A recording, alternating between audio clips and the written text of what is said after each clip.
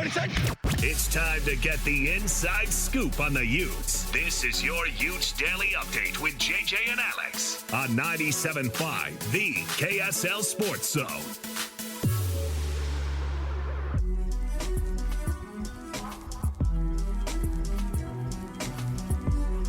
All right, everybody, welcome back. JJ and Alex, 97.5, the KSL Sports Zone. Alex Curie, Jeremiah Jensen, Olympic rifle shooting up on the screen, of course. Why? As it should be. Because we get into this. I love how it's so boring. Look, no offense to the shooters, it's great. I mean, good for them. Go win a medal. No, all offense. But all it's offense. so boring from a TV perspective that they're showing slow motion of guys tying their shoes. Oh, yeah. No, they did. And here's the other thing. Like, again, somebody pointed this out because we do this as Americans. We're sitting on our couch eating a bowl of potato chips, and a girl gets like less than perfect score on the uneven bars, and we're like, "Oh, your Olympics is over." You know, like you stink. It's like I compared it to like when you go through houses at the home show, and you go, "I would have done this $7 million house a lot different." It's like, bro, you can't comment on it. You couldn't do this. All right. Welcome back to the program, as we said. Our show is always brought to you by G2G Bars. All natural ingredients and no preservatives make the G2G Bar perfect for anybody who needs a quick, tasty, nutritious boost. We're jumping in with the cut here, and Steve Bartle joining us on the program. Steve, we had you on last week, and we've been jamming. We've been excited because, and frankly, we've been like dying to like call you more and more this last week because we're like, come on, we got to get the camp updates. We got to get all this. But now you're here. You're in the building. It's official now. Welcome, man. Man, it's great to be here. Just been waiting. I've been chomping at the bit, really, to get going here. And today is day one. It's been an interesting day, to say the least. A lot of password resets and a lot of logging into stuff. No, you're already kicked off of the wireless. Yeah. Stop looking up that stuff, man. Yeah. Come on. Yeah, so it's been a lot of that. But, man, I am so fired up to be part of the KSL Sports family, man, and to just add my voice to what you guys do. You guys have done a great job, and, man, it's super exciting for me. Well, Steve, we love and admire your work. We've watched you grind and work really hard and work this beat as hard as anybody we've seen. And to have you on our team now, we're so fired up to have you. Man. We're excited. We can't wait to see what you're going to do and have you on the show every week here. Yeah. Talking Utes, and let's get started. Fall camp, just an overall view. What do you take in since you've been covering it this week? Just your early camp thoughts of what stood out to you about what you've seen. Yeah, it was great to start camp by getting to talk to the assistant coaches, right? Getting their thoughts of how things look, how things stack up within each of their position groups, and all of the assistant coaches talked about the importance of needing to improve the depth. And, talking about Utah all offseason, we talk so much about who's coming back, right? Cam, Brand, all of these guys, all of these important figures. But it's important to keep in mind, there's still 40% of this roster is brand new to the program this year. That's a lot of new faces, right? And so, that's been interesting to kind of get that feel, get that sense from assistant coaches. And then, talking to the players that we got to talk to this week, the veterans, the guys that have been through it, Cam, Brant, Dorian Singer we got to talk to as well, Spencer Fano, who's, primed for a big jump this year, right? And, you can tell that this group, they are bringing a business-like approach, and I think that that's refreshing. But it was also good to hear, Cam and Brant talk about kind of finding that love for the game again, right? When you come into a season, you want to hear that they're taking things seriously, that they're bringing in that business-like approach, right? When you're competing for conference championships, when you're considered the top contender for the conference title, but still to have that reminder of this is still just the game, right? I think that was really refreshing. And then, just talking to the defense, man, this defense is fired up to get back after it. And so, a lot of good things from the players, and leadership was a constant theme over the 2 days we were up there. They loved the leadership up there, and Kyle talked about the importance of having player leadership in a championship run. And, Utah's got it this year. So, typical first week things, excited to be back and all that stuff. But it'll be fun to kind of see how things evolve over the next few weeks. Lander Barton has been somebody who I don't know how, but like obviously was with the injury last year, being out the rest of the season and everything. But somehow he's like still floated under the radar, like weirdly, like the former freshman of the year in the Pac-12, like, and a Barton, and might be the best of all the Bartons. But where's he at in his, especially considering that when you get to camp and then somebody goes, yeah, I'm actually not as far along as I want to be in like the injury process or whatever. Utah and frankly nobody likes to talk about the injury stuff. But where is he right now? When it comes to the health side of things and his development and getting back this year and kind of having, getting back on track to being that superstar linebacker for the Utes. Yeah, we had the opportunity.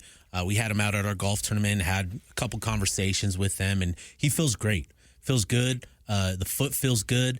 And for him, it's all about getting back onto the field and just kind of getting back into that rhythm, right? The timing of everything, the pace at which, he needs to operate at. It was super unfortunate when the injury occurred because he was just hitting that peak, right? That game against USC, you could see him and Caleb Williams going back and forth, with each other, and it was a treat to watch him in that game. And he had the injury, and it's been a process for him to get back. He was in and out of spring ball, but he feels great, and he's ready to get after it and get back to work. There's always those stories in a camp. Down at BYU, it's the quarterback battle. At Utah, I feel like it's the expectations everyone's talking about. And, you're going to go to the playoff, all this stuff. But sometimes we miss what's really the biggest story. What is the big story with Utah that we're not talking about enough, in your opinion? What should we be focused on that we're not? I do think it's this new approach, not necessarily new approach, but embracing the mindset of being a front runner, right? Of being the team that is picked to win the conference. That's an awkward feeling for Kyle Whittingham. It's been an uncomfortable thing for that program. When you think of him, he's always best in that sort of underdog role. And he even made a joke when he met with us on Monday that, my back against the wall, that's when I'm at my best. And it was a great joke in the moment. That's just how he operates. So for Utah, and this gets back to the business mentality that we kind of gleaned from, talking to the players.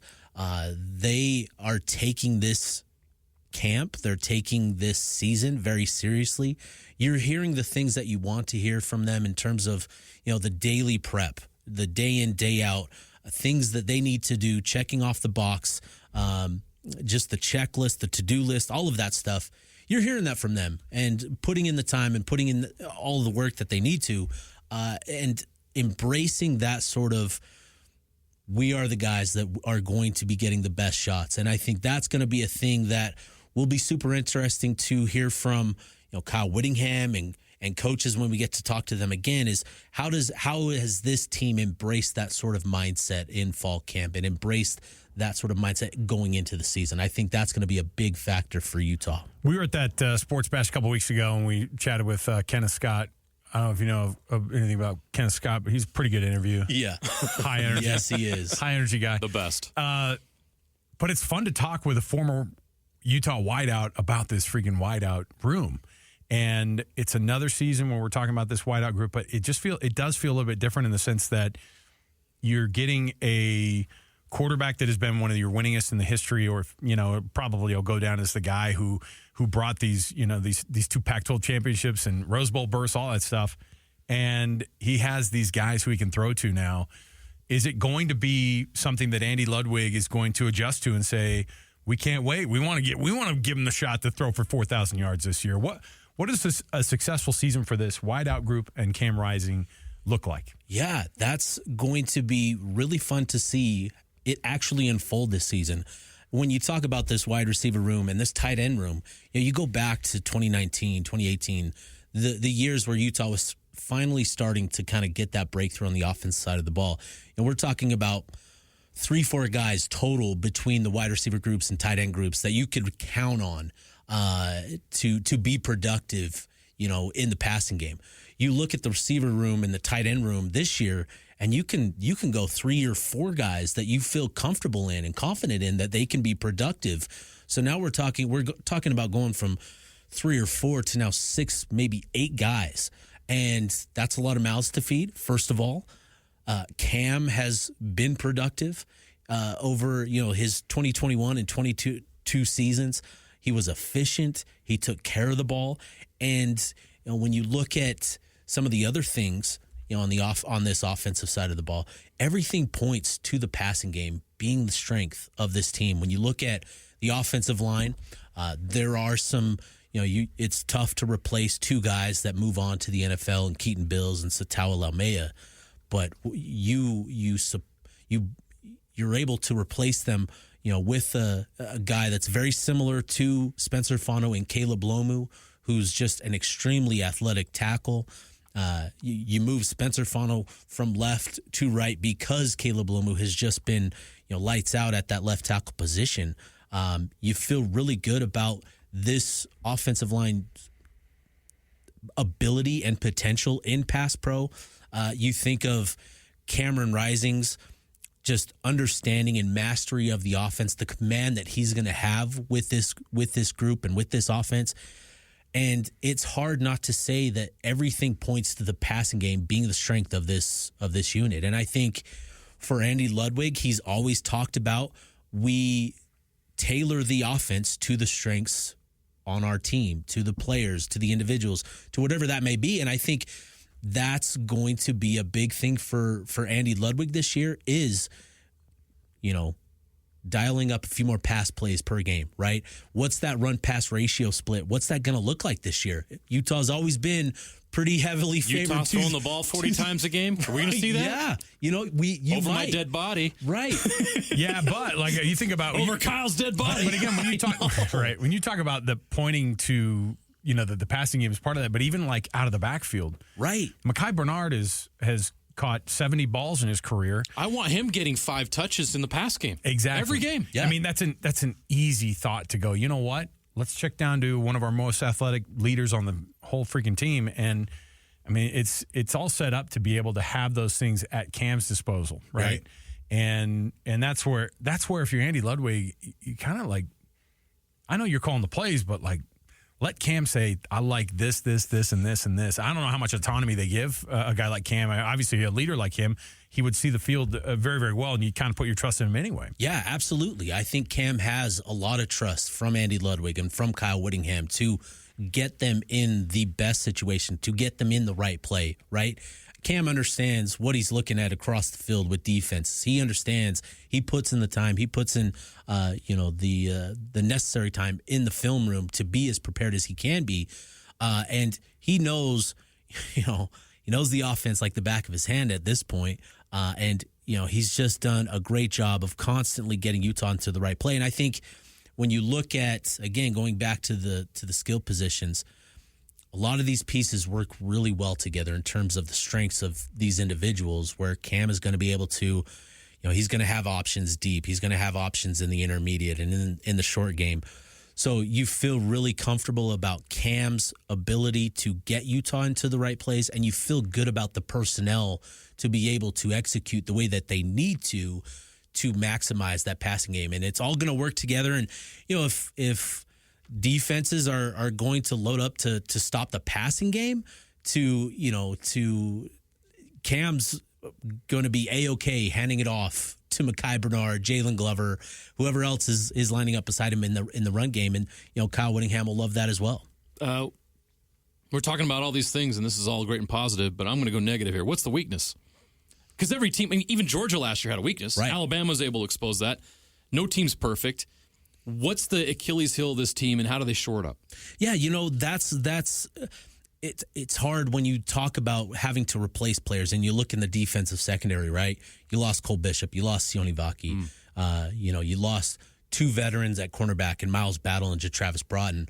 And Utah's done well to recruit to those positions. They got guys that they feel really confident in, but these are guys that are haven't gone through the mistakes. They don't have the experience. They're going to be, there's going to be a bit of a learning curve for a Nate Ritchie, for a Jonathan Hall, for a Kenan Johnson. There's certainly reasons to be optimistic, and they've shown plenty in spring ball, and that'll continue in fall camp, I'm sure. But when you're looking at the weaknesses of this team right now, right, you got to start there in the defensive secondary with just what they have to replace. But again, you feel good about the pieces that they have. Teo Johnson making that move to free safety, I think, is going to be just fantastic in terms of his skill set, his strengths as a player, as an athlete, and what that position requires. You feel good about that, but just everything else in the defense secondary, that's going to be an important position for Utah to make as much progress in fall camp, to have these guys as prepared as possible so that they can hit the ground running, get through those mistakes, learn from them and all that, because that's just a process that all of these players go through as they gain that experience by mistakes, right? And let me say that a lot of teams in the country would love to have Utah's weakness with air quotes. Oh, yeah. Because there's a lot of talent back there. Oh, yeah. What scares you on Utah's schedule? Anything in the outside of the conference? I mean, Baylor's an out of conference game, and frankly, when that game was signed up for, it was a scary looking team. Now it's kind of like, hey, they come up to the hill. That's going to be a really, really tough one for Baylor, but it's also Big 12 talent coming in. Right. Going to, what is it, Maverick Stadium now? Not Romney Stadium, but going up to Maverick Stadium up at Utah State. It's a weird one, right? Yeah. Anything that concerns you in the rest of the conference schedule? Because they are looked at as having a soft schedule. I don't think there's such a thing in a Power 4 conference. No, I'm with you there, right? Like, there's plenty of reason, especially when you start to break down how some of these other schedules, the opponent's schedules, kind of work and some of the buys that they have. So there's a few games that I think. Well, and isn't it based off of when we go, oh, it's a soft schedule? It's like, yeah, but is TCU going to be phenomenal this year? And suddenly that game gets tough. There's to be tougher. Right. Is Arizona going to be an absolute world beater versus like not just a revenge game for like even Houston? We don't know anything about that team except for the Utes have to go down to Houston. They'll have athletes. They're going to have freaking athletes. So we don't know until the very end of the season who's this year's West Virginia. Whoever it might be, and so. The strength of schedule stuff kind of makes me nuts. But again, Kyle Whittingham and the approach, and Morgan Scalley talked about it this week too, is like we approach games a very specific way, and it doesn't change for the opponent either. Yeah, and so some of those games, right? Oklahoma State starting the conference slate with Oklahoma State on the road in Boone Pickett Stadium, like that's going to be a raucous stadium. And I don't know if you guys have played college football 25. I only play as Pistol Pete. Well, that's great. I play great. As the huge-headed. The huge-headed mascot. That was my favorite guy to play with when you're the mascot, the whole mascot game. Yeah. It's ridiculous. But if you've played road games on College Football 25, they've made it extremely hard, to play that game, to have, and that's just, I'm just using the video game. Part of the deal, man. But that's a great representation of just how difficult it actually is for these guys, these kids still, these young adults, to go on the road and to have 40,000, 50,000, 60,000 people screaming at them. That's going to be a difficult game to start the Big 12. And Oklahoma State, they've got the Doak Walker Award winner from last season. They return a number of guys, on both sides of the ball. That's going to be a tough game. And then TCU, so you go at Oklahoma State, Arizona back home. You've got a bye. You got Arizona State, and then TCU after that game against Arizona State. TCU is going to be coming off a bye before that Utah game, and that additional prep for TCU could be a big beneficial thing for them coming into that game. And then the last one I think everybody talks about this game is that UCF game at the end of the season, going on the road. It's a trap, right? And going How on much the road. meaning will that game have? Will it all be wrapped by then, or is that a must win to get into the Big 12 championship game? Very we don't know. Well could be that sort of game where it could be a number of different scenarios by the time we get to that game. And you got to go 2 time zones to get into that game. That's tough. It's a short week after playing Iowa State, and that's a good team. And that's a tough really good game. team. That's going to be a physical game, right? Like Iowa State, Matt Campbell talked about just modeling a lot of his career, his coaching after Kyle Whittingham and being that physical team. And so that's going to be a tough one for Utah. And short week, Thanksgiving week, on the road, in Orlando. Even the climate difference is going to have an impact in that game, I think. So those are 3 games. Oklahoma State, TCU, and UCF, I think, are going to be the toughest ones on Utah's schedule. Utah having so many familiar faces and names, it's been easy for fans to really latch on and get excited about this team. But every year, there's that player we've never heard of. Maybe it's a freshman, maybe it's a transfer that comes in and becomes a key figure. Have you identified who maybe 1 or 2 or 3 of those guys could be this year, either a freshman or a transfer that's going to come in and really play a big role for this team that we don't expect or know about? Yeah, I think it's interesting. This has always been Smith Snowden for me, but I think we've talked about him. That's a good name. To the point now where it's like he's pretty familiar. Yeah. Everybody's kind of looking at him to be that guy now. There's another guy, Kenan Johnson, right? The transfer from Georgia Tech in that cornerback room that, when Utah brought him in, they felt good about him being a guy that can come in. He surpassed expectations for coaches up there in spring ball and really impressed with just his ability, his coverage, his instincts, and I think they're excited about him. So I think Kenan Johnson is going to be one. I mentioned him earlier, but I think Caleb Lomu is going to be another kid starting at left tackle. This is his first year starting. He redshirted last year.